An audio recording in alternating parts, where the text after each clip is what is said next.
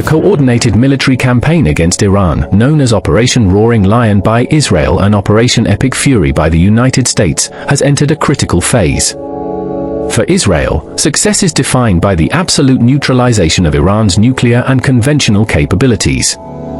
Prime Minister Netanyahu has stated that the operations will continue as long as necessary to ensure that Iran can never rebuild its nuclear program or maintain the ballistic missile systems that threaten Israeli soil. כוחותינו עולמים עכשיו בלב טהרן בעוצמות הולכות וגוברות, וזה רק ילך ויתגבר עוד יותר במהלך הימים הקרובים. Strategically, Israel is employing a decapitation approach, having already conducted strikes on senior leadership meetings and security headquarters in Tehran to create a command vacuum. Air superiority, deep strike capabilities, and close operational coordination with the United States are central to Israel's strategy. Success for Israel also involves the erosion of the axis of resistance, particularly through massive strikes on Hezbollah positions in Lebanon, effectively neutralizing Iran's ability to project power through its regional proxies. If Iran emerges from the war unable to threaten Israel at the same level as before, Israel would likely frame that as strategic victory.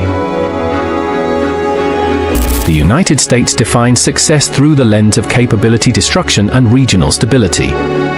President Trump has articulated goals that include the total annihilation of the Iranian Navy and the destruction of the country's ballistic missile infrastructure.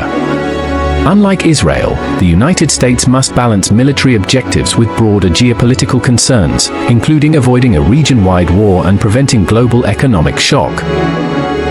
Success for Washington would likely mean crippling Iran's nuclear program without being drawn into a prolonged ground conflict. It would also mean maintaining freedom of navigation in the Gulf and limiting attacks on U.S. bases across the region. I stand before you today with one unmistakable message about Operation Epic Fury. America is winning, decisively, devastatingly, and without mercy. The U.S. strategy focuses on achieving air supremacy and using that dominance to raise missile production sites to the ground, thereby stripping the regime of its primary tool for regional leverage. While the administration has issued calls for the Iranian people to rise up and take their destiny into their own hands, the military objective remains focused on ensuring that Iran can no longer pose an imminent threat to U.S. national security interests or global energy markets. For the U.S., a successful outcome is one where the Iranian regime is either replaced by a cooperative leadership or rendered physically incapable of offensive military action. By order of the President of the United States and the Secretary of War, our military in the Middle East is undertaking an unprecedented operation to eliminate Iran's ability to threaten Americans, as they've been doing for nearly half a century. Iran views success as systemic survival and the demonstration of the high cost of aggression amidst strategic endurance. Iranian leadership understands that fully defeating Israel or the United States militarily is unrealistic in conventional terms. Instead, success for Iran means absorbing the blows while preserving core capabilities and maintaining internal cohesion.